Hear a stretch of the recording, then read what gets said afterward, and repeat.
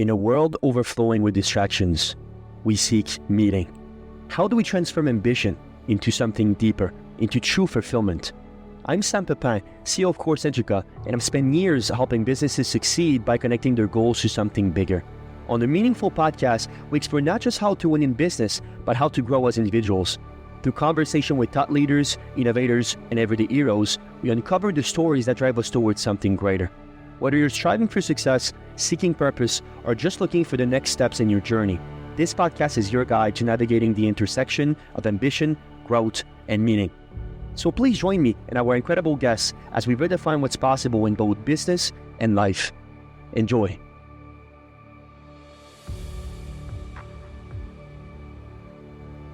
Fiction has the power to change the world when written with truth at its core. Welcome to the Meaningful Podcast. I'm your host, Sam Pepin. Today we explore how storytelling becomes a force for healing, the evolution of author-centric publishing, and the courage it takes to rebuild your identity through art. Lana McAra is a winning international best-selling author and ghostwriter of 48 titles with more than 1 million books sold. A Christie Awards and a Global Book Award winner, Lana has spent over 2 decades teaching fiction and shaping stories that move hearts and minds. As the founder and president of Vendela Publishing, she's redefining the publishing industry by giving authors 100% of the rights, royalties, and creative control. In his conversation, she opens up about her transformations from writing under the pen name Rosie Dow to becoming her truest self, and how she's helping the next generation of writers being and bring meaning back to the written word. If you enjoyed this discussion, please let it well know to like, a small review, even a quick share. It supports how more people find meaningful content just like this. Let's begin. Miss Lana McAra, how are you doing?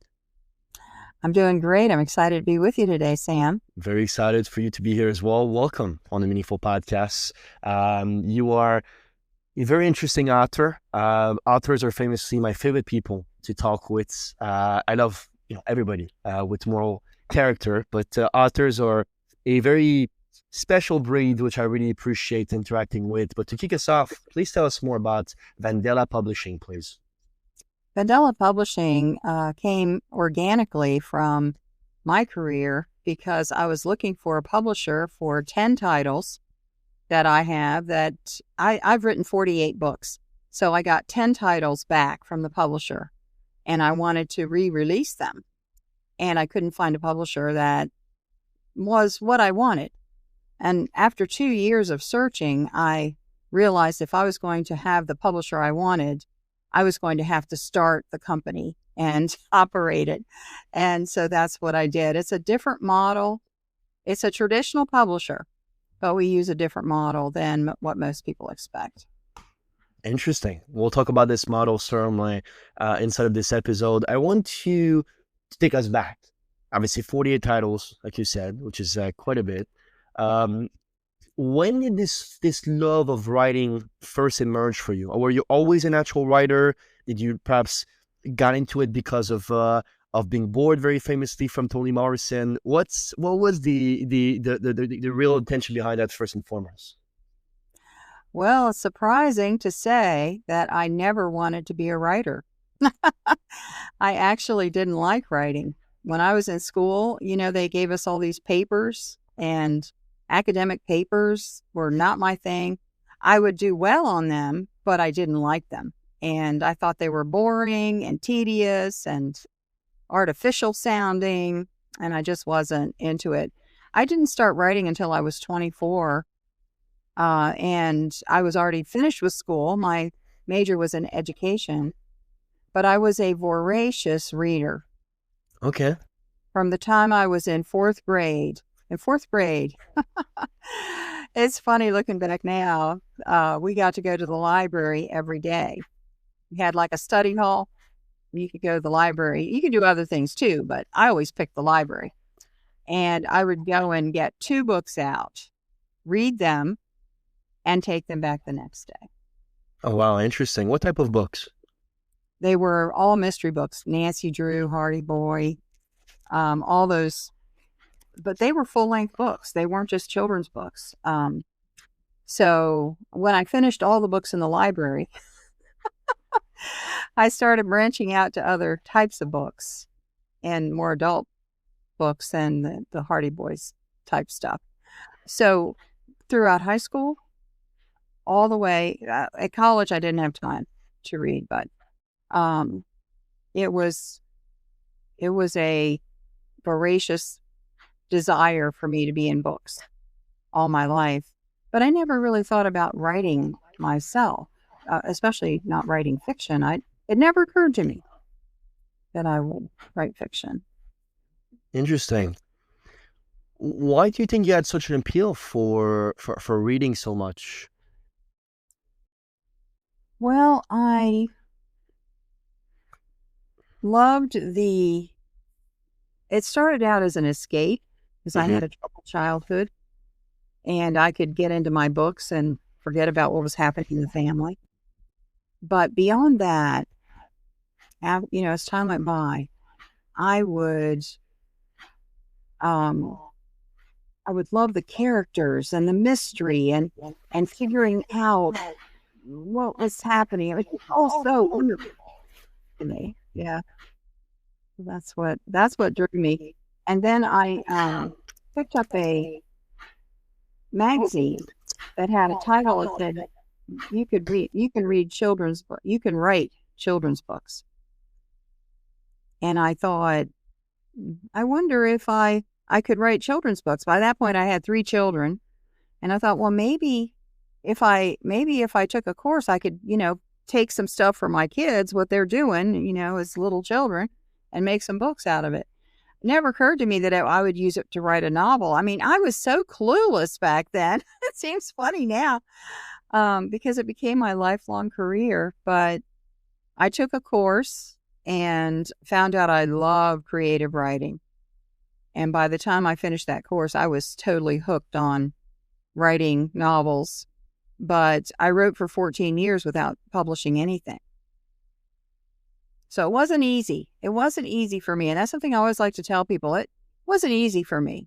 You look at me where I am now, but you have to go back. From the age of 24 to 38, I didn't sell anything.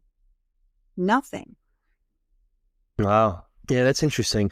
I think it's always that way, though. In those type of initiatives, right? There's this concept where, call it compound interest, call it whatever you want, but there's always sort of a lunch period. Sometimes it's 5, sometimes it's 10 years, right? That just perhaps you need to accumulate, perhaps to get to a point where whatever you're trying to achieve is now achievable. I think there's great wisdom in that, and the patience. In what do you think kept you going, perhaps regardless, perhaps even if, I suppose, the results from a professional perspective, from a monetary perspective, I suppose, were not maybe as wished? Or did you, well, first of all, let me back up. Was that a wish of yours to professionally write once you started to do it, or was still a hobby perhaps before those copies start to sell? Well, I was raising a family, and so I saw it as something I could do at home, something I could do, when I wasn't with the children.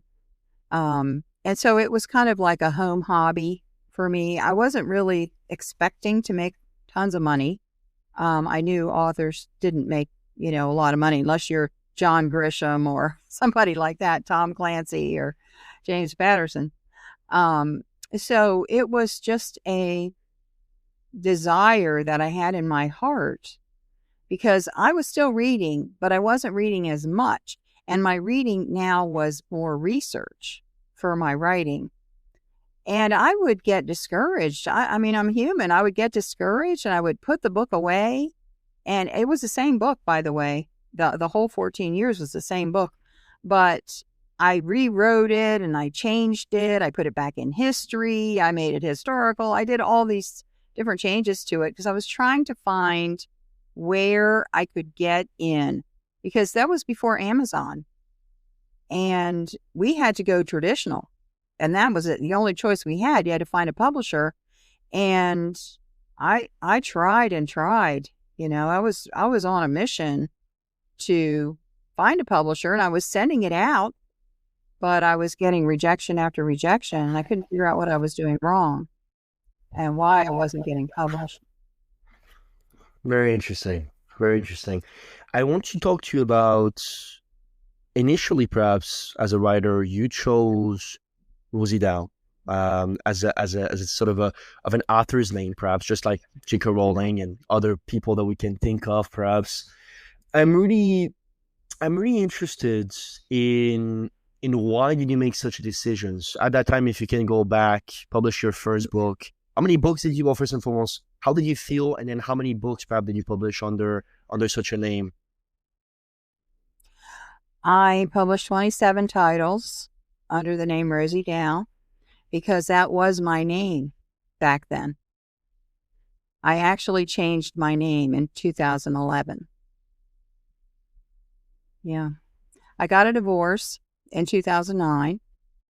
And when I was in therapy, it was a very abusive marriage. When I was in therapy from that, I just got this download that I need to change my name. I mean, it just came in like a message.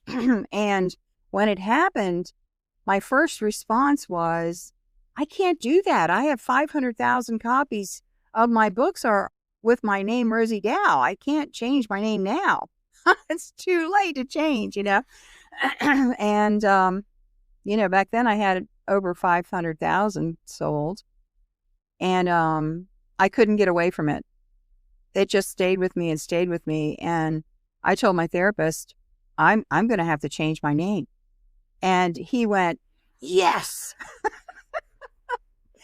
And it really helped me. It helped me separate my old life from my new life. Mm. Yes, it was wonderful. It was a good thing. And so now I always put it that I was writing under the name Rosie Dow for my old titles because people need to be able to go to Amazon and see my old books. Sure. Mm-hmm. That validates that I'm telling the truth. I really did write all those books. But if you put Lana McAra in there, you're not going to find that many because most of them are under my other name. Nice. I've ghostwritten many books too. Yeah, it's interesting actually. This is the second time I get someone on the show that changed their name for the exact same reason you just mentioned. So obviously, God bless you for all of that. Really, first and foremost, it's interesting you mention what you gain from it, which I think is I think it's worthy of pointing out. It's really this sort of when you think about it as your own life as a writer, right? There was this sort of this first book, if you will, which was your old self, your old name, and so on. And now there was this new sort of season, if you will, new collection under a new name. I suppose that is what you gain. I suppose what you risk was still quite a bit, though, before knowing that would be a smart move, even from a selling books perspective. I hope that I suppose you had all sorts of doubts concerning what if my audience perhaps doesn't make a transition with me. I mean, tell me more about, I suppose, how you felt from that very shift itself. It was huge. It was really huge because it was even more than that because my ex-husband is a pastor. And so I was writing for a religious book, a religious publisher. And once the divorce went through, they didn't want me anymore. They didn't want me because I divorced my pastor husband. And so I not only lost my name, I lost my publisher. And then the other side of the equation is that I couldn't write. I was very traumatized. And for 5 years, I couldn't write at all. So basically, it was a dividing line in my life. Right. The old me, Rosie Dow, who was this religious person writing religious books. Then the divorce happened. And then I had to ask the question, who am I now? I was no longer that religious person. I do not believe those things anymore. If you're religious and you believe that, God bless you, that's totally fine. But in my journey, I found out it didn't work for me after a while. And I found a new way of being. And Lana McAra, my new name, I tell people Lana McAra is Lana 2.0 because the life I have now is so different and it's so free. It's so fulfilling and it's just a wonderful life. I love, love, love my life now, but it's taken me a while to get here. It took me a while to get through the trauma, to be able to write again and to discover who I am. It's very interesting. I saw this quote of yours talking about the fact that names are only containers. I change them, perhaps I adapt them to the story I want to tell, which is very interesting, which is what a lot of what J.K. Rowling was also talking about, describing the choice of using a pseudonym for writings. I suppose you mentioned ghostwriting. We have a lot of clients that are ghostwriters. I have a lot of friends that are ghostwriters. It's a very interesting profession, very, very interesting profession. And I want to talk to you about I suppose the art of it, because it is an art. Again, being close to that book, I myself devour books, so I understand that feeling very well. And I also perhaps, again, interact with many of them. The process, the ethics, and the voice, capturing what it is to write for somebody else is again, it is an art, certainly. Really, I'm interested.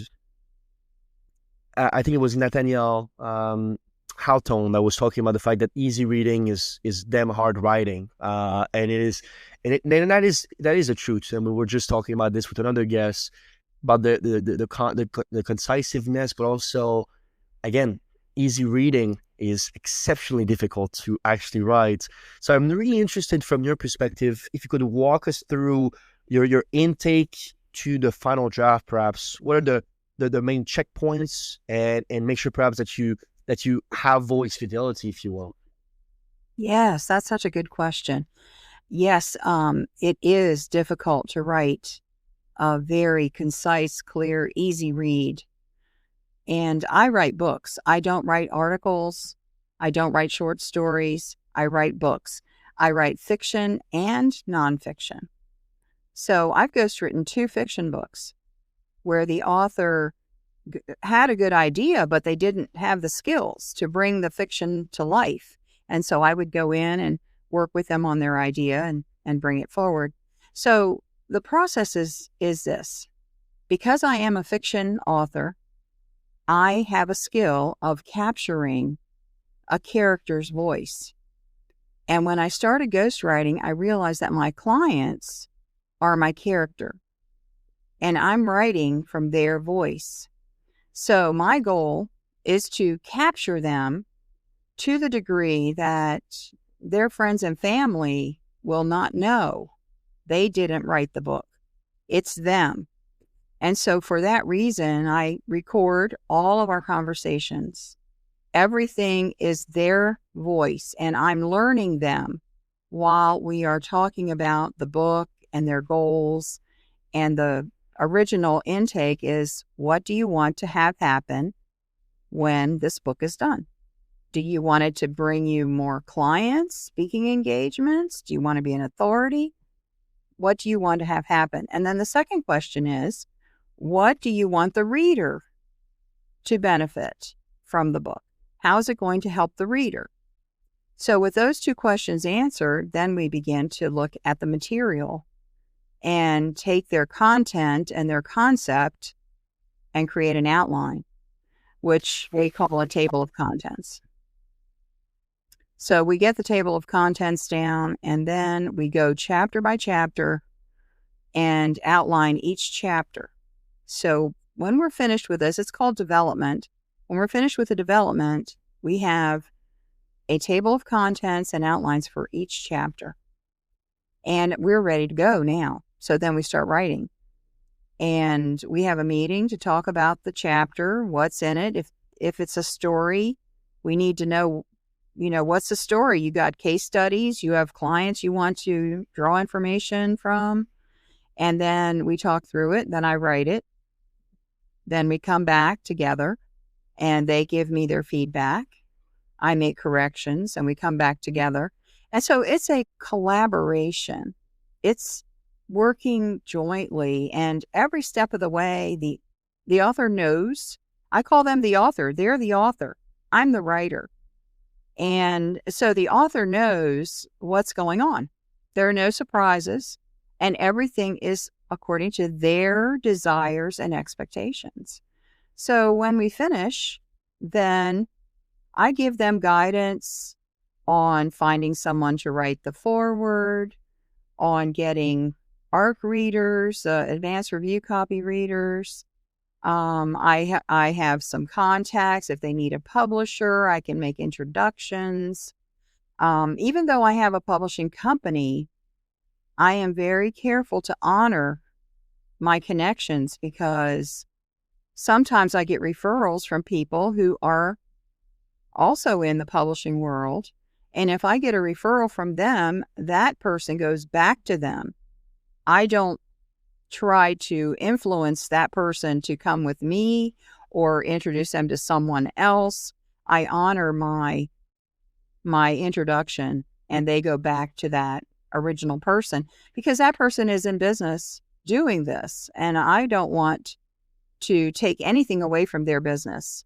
So the follow-up goes back to whoever sent them to me.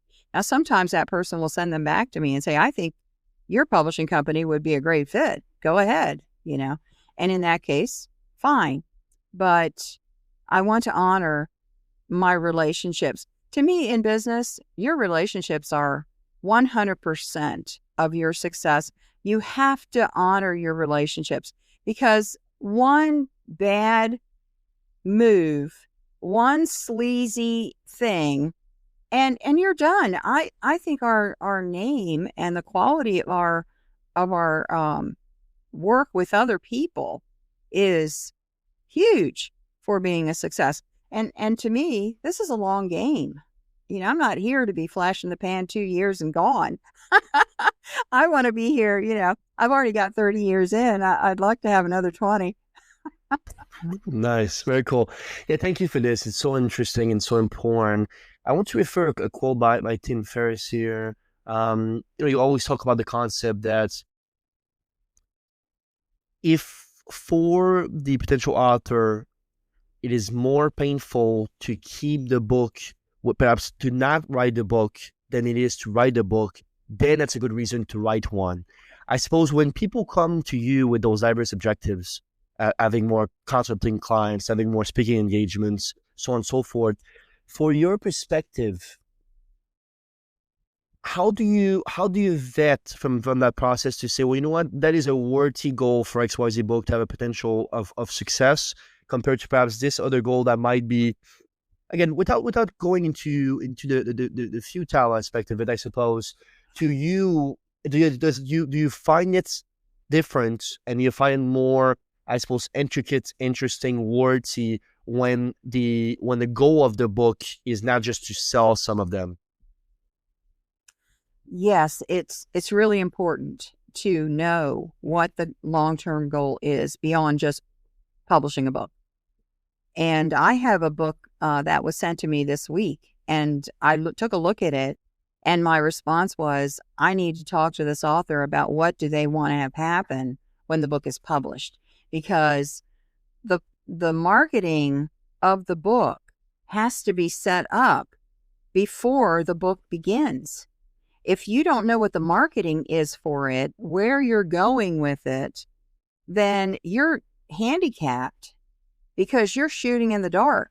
You're going to have to figure out a way to take this random content and match it into what you want to do on the other side when the book comes out. And that's just not good business. So I always want the author to be clear. I don't tell them what to do, but I do ask them questions to draw it out of them, because this is their life. This book could be around for 100 years, long after they're gone, but they're going to be living with it for decades. So what do you want to see happen? And it needs to be something that they truly are passionate about. Otherwise, it becomes a burden.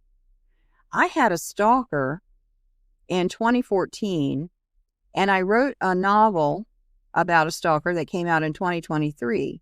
But it took me that long, almost 10 years, to write that book because I kept thinking, do I want to talk about stalking? Do I really want that to be one of my primary messages? And at the time it was a no, because I was too traumatized. I was still scared. I was still worried, about it. And eventually, thank God, I did come to the point where I could deal with that. And I have spoken about stalking. But these are the questions that the author has to know for themselves before they get too far. And if someone is like half done with a book, I tell them, go back and look.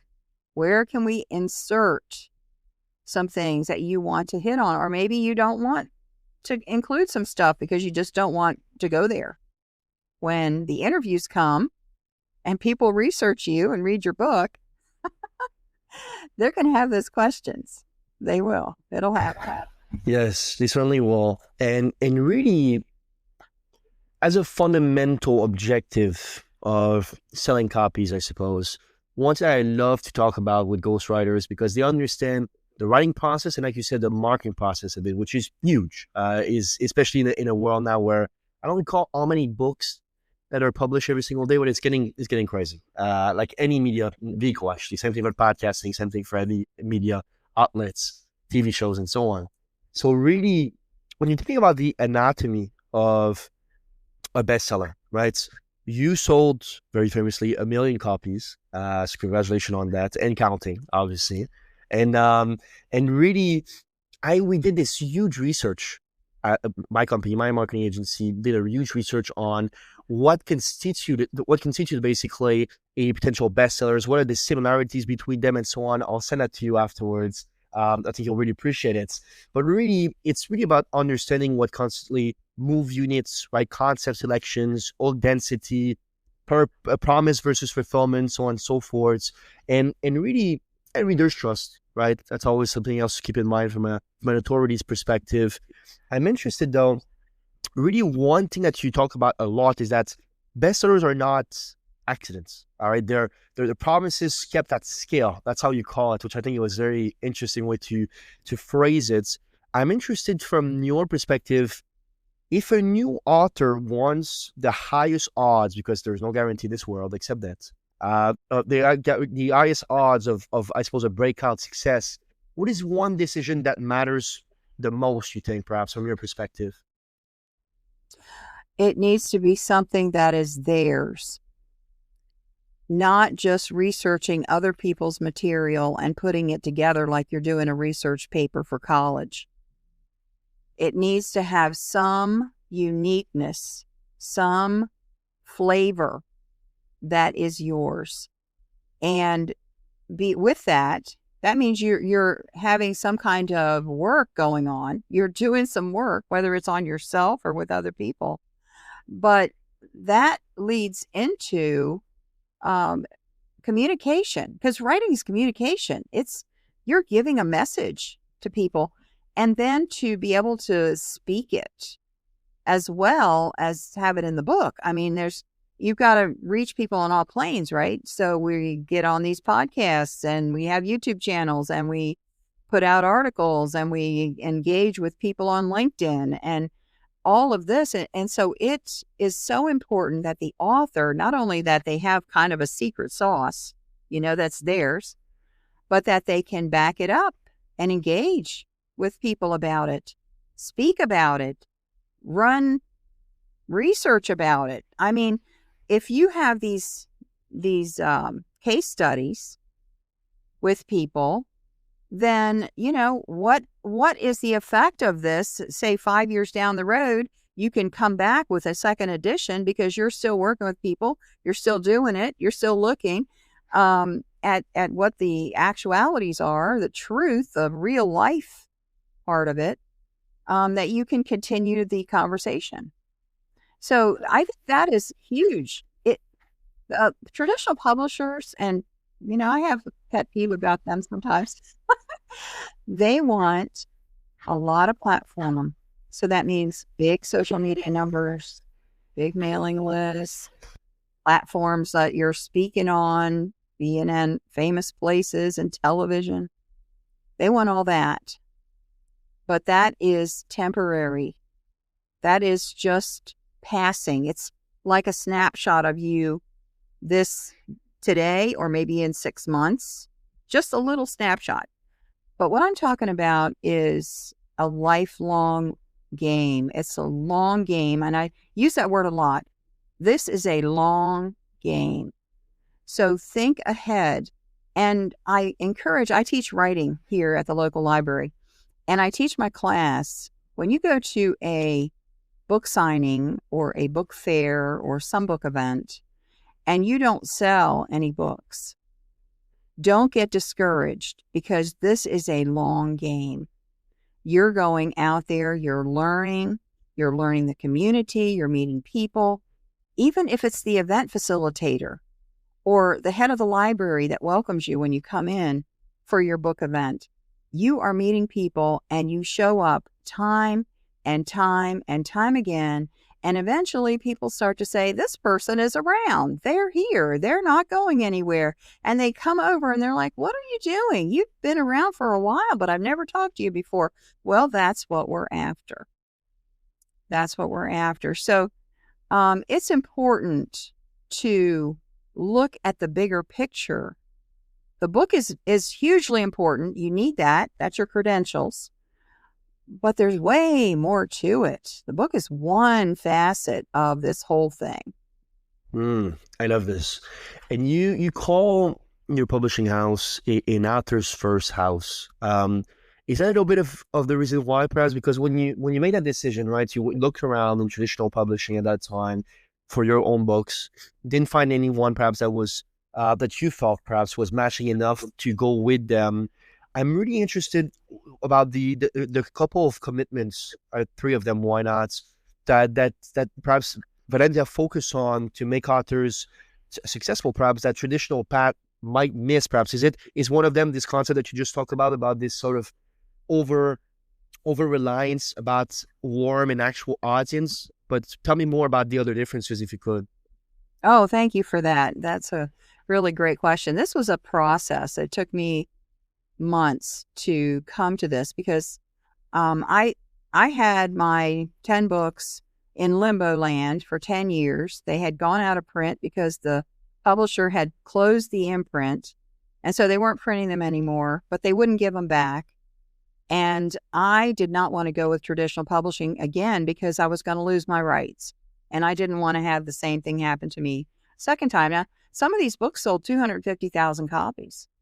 I mean, these are product. These are my assets in limbo land, right? So when I was trying to figure it out, I have published 2 books with hybrid publishers. In 2023, I published 2 different books with 2 different hybrids. And for that, they act like a traditional publisher because they publish and distribute. The distribution is everywhere, but they require money. And so now it's $8,000 to $10,000 per book. And I had 10 books, so do the math. I mean, I wasn't even, if I had the money, I wouldn't have done it, because it's too much money, too much risk. So the hybrid wasn't going to work for me. So then I was looking at Amazon. I did publish 1 book with Amazon last year, and it's done okay, but I feel so restricted. I can't go into a bookstore. It's not in the library, and I'm used to having my books everywhere. I had people calling me, family members were on a trip to Alaska, and they called me on the phone and said, your book is in the Walmart here in Alaska. So I was used to being everywhere. I've had my books in large print in libraries across the country. I could not accept just being on Amazon. I just couldn't take that. I couldn't accept it. So for 2 years, I researched and I studied, and I met someone. I was speaking at a writer's event. I met someone who was actually publishing their own book with a printer in their town. They were publishing a book by printing it, and then they were putting it on Amazon as a business, selling a product. And they had their distribution all over the place, and they were in business. they said, well, I had to go in and become an Ingram approved publisher. And I went, okay, well, that took me to Ingram, and I'm looking to see what I have to do. So I went into the Ingram specifications. I made a list, and I said, I'm going to create a company that matches this list. Well, one of the things that they want is they want you to publish other titles besides your own, and they want a certain amount of income per year in order to be a bona fide traditional publisher. So, I mean, I'm really thinking hard now because this is not my first rodeo. I've started a couple of companies before this. They're a lot of work. And, this is a commitment now, because if I start publishing other people's books, then I'm committed to them. And I know myself. I work with authors all the time. And my value system is, if I make a commitment to you, I'm going to honor it. It's going to be something that affects me and a long game. And I tell you, I was in my house walking up and down, walking the floor. I was battling that out because I'm already quite busy. But I have started companies and built teams before. It's nothing new to me. And so, I sat down and I went into meditation, which is what I do when I'm real agitated. I go into meditation, quiet my mind and think straight. And it came to me so clearly, what are you waiting for? You know how to do this. You've been doing this. This is your industry. It's your passion. Why not? And so I got up and I hit the button. I had the Secretary of State website up for the state of Delaware to create my LLC. And when it came time to hit the send button, that's when I went into a spin, and pacing the floor. And I'm just really battling. I got up from that meditation. I went over and I hit the button and I began Vendela Publishing, and then started to assemble the team and put it together. And now we're in business, and we just signed our contract on our 5th book. And we have 3 or 4 more that have been approved, and I'm waiting for them to come out of editing. So we are in business, but there is a difference, because the author-centered publisher is usually not a traditional publisher. Traditional publishers want control of everything. But we give our authors 100% of their rights and 100% of their royalties. We give them 100% creative control, so they can choose their cover. They can choose the text that's in everything. Now, we will do it. We will help them, but they approve it. And if they don't like it, we'll change it. We also have a la carte method, because there is a deposit. We have to cover our bills. We're not getting any royalties. We have to run the company somehow, right? It's not magic dust. But we have an a la carte method where the author can find their own book cover designer if they want to. And a lot of times the books that we accept are already on Amazon. So the person has already got a cover and they've already got their layout. So we give the author that to do, find your cover designer and your layout designer. We have people we can recommend who are very affordable. And then when you come and submit your book and we're ready to go, then it's $1,500. Now, do you remember I said $8,000 to $10,000 per title?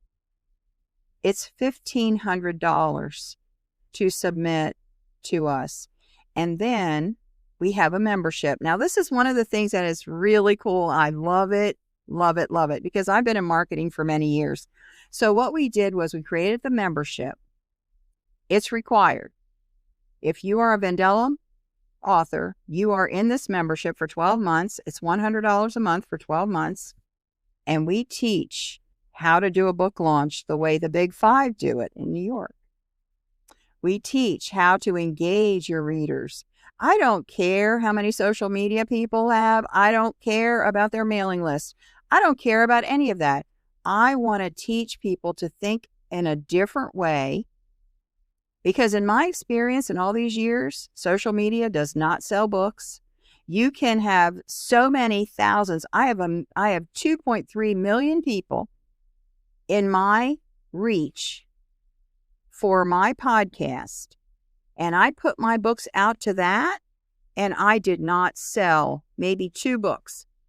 And this is what I'm hearing from authors who are paying money to put their stuff out on social media. It just doesn't bring a return. And so, although we do recommend everybody needs social media so people can find you and verify you, don't look at that as your way to sell books. So we do it a different way. And that is one of the major benefits that we bring to the table. We stick with our authors in the marketing piece. We deliver a marketing pack to them that has keywords, categories, sample emails that you can send out to enroll people to be on your launch team, sample emails to schedule book events for your book. And we do call venues and schedule book events for our authors as a part of our package. No extra charge. We will call and help you set up book events. I don't know of any publisher that does that. Traditional, hybrid, or self-publishing. This is something different because usually you have to hire a public relations company and pay them $5,000 or $10,000 to do what we're doing as a part of our minimalist offer. It's a minimalist offer, but we actually do much more than most of the publishers do. So author-centric. And what happened, and something I'm really proud of, is when I put out this request, I need people for the team. I need account managers. I need a bookkeeper. I need all these different things. I want proofreaders. I need marketers. I wanted all of them. And when I put that out to my mailing list is authors, because I'm a book coach and all of that. And people started replying to me and saying, I'm a bookkeeper. I'm a project manager. I'm this, I'm that. Who would have thought all of these authors had day jobs? Oh yeah, you're right. You're right. And most authors obviously do not make enough to solely be writers, and that is just I think it's always been the case. But it's interesting, and it's really there's layers, right? There are multifaceted people, obviously, as everybody. But it's very interesting, this author centric endeavor. I really like it. I think obviously that's why it's performing so well, is because your model was different, your model was novel, your model was people perhaps appreciate it. And I think really I saw this one-liner from you, which is, a publishing deal should feel like a partnership, not a maze. And I think that summarizes it very well. And perhaps another thing that you talk quite a bit about is award-winning work, right? And what constitutes award-winning work, and what prizes perhaps actually reward.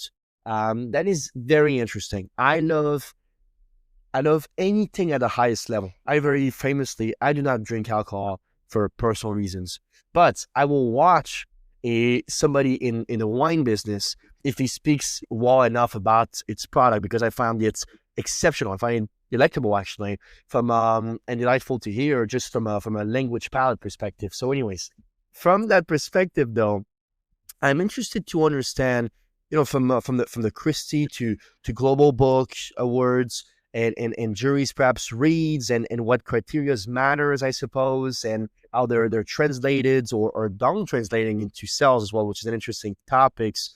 I'm really interested in your take on which craft choices most improve awards odds, I suppose, without compromising readability, because that's another thing that I see very often. I love hard books. I typically read mainly philosophy books, and I'm more of a German and Russian reader. sell Dostoevsky and Nietzsche and so on, which is my favorite writer of all time. So harder type of books. But that being said, not everybody can can get into it and enjoy these type of books. So how do you balance that? And what are you trying to be the best craft choices to do perhaps for positioning yourself for awards? Oh, that's such a good question, because with Vendela Publishing, that we have one criteria, that the book is top notch. It has to be a really good book, and we will help the author with feedback on that. And also, submitting to these contests is huge. You need to submit your book. You don't know if you'll win until you submit. The Christie Award that is a national acclaimed, huge award. And when my publisher contacted me and said, we'd like to submit your book to the Christie, my immediate thought was, I'm never going to win. I could not win. I mean, this is just me, Nobody was more shocked than I was. And so it's important to value your work and submit. So what I see as the criteria, first of all, get acquainted with what you're submitting to. What are their criteria? Read the guidelines, find out what they're looking for. But the other piece of it is to have fresh ideas. Like I said, this is not a research project where you're researching other people's work. Have something to say, even if it's fiction. And the second thing is find a really good editor. I don't think that writers in this day value editors enough. When I came up through the ranks, right, I started in 1996. My first book came out, and I published 3 or 4 books, and someone said to me, you need to get this particular editor. She's really good. So I went and found her, and I paid her. It was the first time I ever paid anyone to do anything with my work. She transformed not only my current book, but future books, because I was looking at what she was changing. I was learning from her. And it wasn't but a couple of years later, I won the Christie Award. And I say, although I took 2 courses in writing and I had a degree, right? I have all this education behind me in English. I credit the win to that editor. She took me further than I would have ever been able to go on my own. So find a really good editor. Ask around and find out who is recommending. Look in the acknowledgments of a book you admire, because oftentimes the editor will be in the acknowledgments. So find those wonderful people. They may not write books themselves. They might. I'm an editor. But you want someone who really understands what the simplicity of the wording is so important. To take out all the extra words, to make it flow, to bring it into being more powerful because of what can be left out. 80% of the edits that I do when I work on a book is crossing off the words. Yes. The words to cross off. Yeah, so editing. Yeah, very interesting. And I think that I always like to say this, right? To each their zone of genius. So perhaps an editor, like you said, they're not all writers. Doesn't matter. Maybe they're the best editor there is, and they will bring the best skill set to that specific situations. Really, I think that's what constitutes first and foremost. That comes back to the relationship point you made at the beginning, in the middle perhaps, where you were talking about this concept that your name, your reputations, who you surround yourself with, that is what success is ultimately. And I appreciate that, and I really perhaps agree with that wholeheartedly.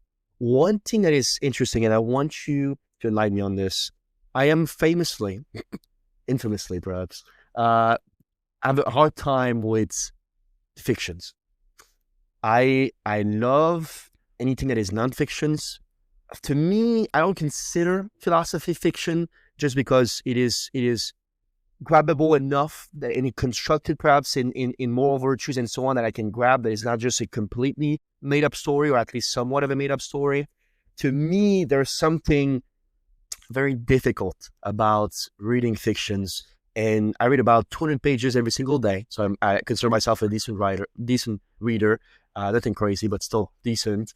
And reading fiction is something that is, to me, sometimes I suppose lack a little bit of grit, and maybe lack a little bit of excuse me, tangibility for me to really relate to it. Maybe that's why. But obviously, you talk a lot about writing that honors, I suppose, meaning and moral tensions, and from a faithful perspective, or even from a human stake perspective, and creating perhaps uplifting arcs without cliches, that's another thing as well that I found in fiction sometimes. And I'm just like, oh man, this idea, we heard it 1,000 times. There's something cliche perhaps that maybe make it lost its favor for me, obviously, solely my opinion here. But I'm really interested about this sort of battle between complexity and without obviously without cynicisms, which is another thing that I feel sometimes that makes me want to put the book down, I suppose. So how do you keep inspirational fictions gritty and earned and never a Sarah Shine, perhaps? Tell me more about what it is compared to a nonfiction one. Wow, you're giving me a chance to get on my soapbox. It depends on the fiction author, especially today when it's so easy to write a fiction book and just put it up on Amazon. To find authors who are serious about their stories and to know how to embed the meaning into the story, not just a sermon or preaching or some kind of political, jargon that they add, but actually put it into the depths of the story structure and the character development. Because with fiction, and I am a hypnosis practitioner, you might have seen that if you looked at LinkedIn, I am a hypnosis practitioner. And what I learned when I was in that training was that when we read or watch a movie, our subconscious mind opens and we begin to absorb the material. So the story, because the subconscious mind loves story and metaphor, the subconscious mind latches on to whatever the story is portraying. And so as a fiction author, it's my responsibility to make sure that what the story is about, what it's showing, is in alignment with some core truth, some life lesson, some point of growth in the human experience, so that when the reader finishes the book, they feel enriched. They feel like they've gotten something to hold with them from that story. It's so much more than just a story, because fiction has changed the world.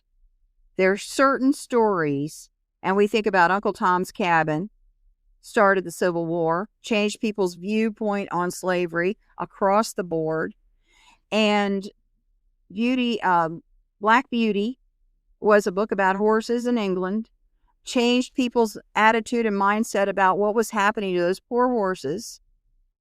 And there have been so many since then. Jodi Picoult is a prime example of someone who writes these books with these deep, meaningful social impact. Amazing. The author has to be brave enough to go there, and then brave enough to tackle some of the issues that they bring forward. For me, I love the simplicity. I understand the difficulty of writing simple, and I also understand the impact of writing simple. So when you do read my books, most people say I couldn't put it down.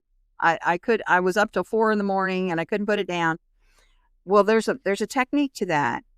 But my goal is to bring some truth into the person in that subconscious reading state that they can carry with them for forever. So my stalker story, for example, this woman, I changed up all the stuff about who it was because I did not want to mimic my situation. But she was a therapist, a psychologist who had a stalker. And she kept trying to avoid the problem. Well, he'll get tired of it and he'll quit, or, this will go away. And she ignored the problem. It got worse and worse and worse until he's throwing bricks through the window of her house and of her car. And so the lesson in this is, when you see that you are a target of someone, take action. Protect yourself. Don't let it spin out until you're at the end of your rope. You're financially destroyed. Don't wait that long. Get in your power now. When you see that someone is targeting you, there are steps you can take. Take them. Take them. Get help. And so that's really the message of the book. And she says it near the end. If I'd only taken action sooner, I wouldn't have lost all this stuff that I lost and went through all this PTSD and trauma that I went through, because they would have caught him sooner, right? So when you embed the meaning and you write in an engaging style, whether it's simple or complex, there are certain people who like complex. There are certain readers who like simple. And I believe everybody has a set of readers. There's somebody out there that likes what you do. But make it meaningful. And so when I teach writing, I teach know your theme. Every book has a theme. Don't avoid it because it's boring. It's not boring. The whole thing is about your theme. So get clear on that. And put it in there so it can't be erased. Yeah. No, I think that was very interesting. I would ask you a very difficult question for a writer. For those in which do not know you with your formal or your new name, perhaps, if you had to give one book as the best place to start, in your opinion, or what would it be and why, you think? Well, I always feel like I'm obligated to say my Christie Award winner, which is Reaping the Whirlwind, but it's not actually my favorite. I mean, it was a good book. I'm not saying it wasn't good. It's great. The Englewood Medium. The Englewood Medium it was so fun. It is my stalker story. It came out in 2023. The Englewood Medium by Lana McAra. It has a ghost. Her father shows up in her living room in full body ghost. But he's funny. He's funny and he teases her, and it's not a scary ghost. But I call it the Englewood Medium because she doesn't know she could see ghosts until her father shows up in her living room. And she's a very scientific person. She's a psychologist and she doesn't believe in that stuff. And so it was real fun. It was such a fun story. It has a deep meaning. But I love it. I love that story. I've got a sequel. It's up on the wall in my office. Sticky notes, on the wall to write the sequel. It hasn't happened yet. I started a publishing company instead. That's right. Well, I appreciate you giving us some guidance there. And really, what's next, perhaps? I mean, the project's only experience can write. I think that's sort of from the content you're writing right now, from me sort of digesting everything before this podcast. I think you have acquired experience now. You have a publishing company, so on and so forth. That would make you, or maybe that's the way I see it. I'd love to hear how you see it, but perhaps even a more complete writer through all the works that you already done. Really, it's interesting because I was rewatching Toni Morrison with Charlie Rose, which is an exceptional interview. Anyone that wants to hear that one, please do. Incredible. And she were talking about Paradise after, obviously, award-winning and one of the most, in my opinion, best book in the history of mankind, which is Beloved. And she was talking about the fact that now she's she's a writer that basically she was not the writer that she's currently was at that time. I think it was 98. What she has written, beloved. So Charlie Rose asked her about, hey, is this your best work? And she said, well, look, do I think it's my most interesting one? Do I think it's my most exciting one? Maybe not. But is it my best? From my perspective, yes, it is. It's now the accumulation of all that I am as a writer and as a person. So really, I'm interested when you stretch that out, right? You said the next chapter isn't bigger, it's deeper. Is a direct quote of yours, or even Leonard Bernstein. I talk about this very often, right? To achieve great things, two things are needed: a plan and not quite enough time. And I really like that. I really like that. Perhaps so. From your perspective, I mean, what new experiment will you stretch creatively in the next 12 months, and how you will measure that it's the right thing for you, perhaps? Oh, wow. Because there are two tracks that I have going. One is my teaching of fiction, the publishing of fiction, and that's a business track, really. And then I have my fiction writing, which is my heart. I love it.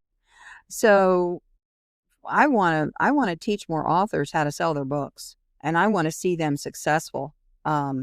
So I'm really on that, and I want to speak on more stages about this topic. I want to open authors' minds of what's possible as just a regular person, not a celebrity.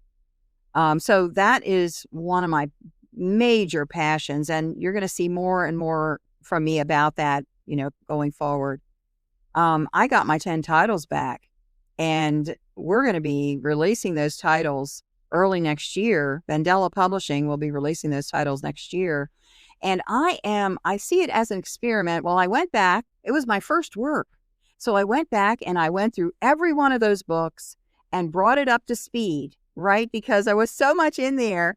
That was pre-editing, to bring them up to the level that I am now and put them out again and watch them go. I'm really interested in seeing that happen. So that is a romantic mystery fiction series. And there are all kinds of themes. I mean, abandonment and friendship and all this stuff going on, but it's fun. A lot of fun. So that's my next step, is getting that series of 10 back out again. Fantastic. Lana McAra, thank you so much for your time. Thank you so much for being on the Meaningful Podcast.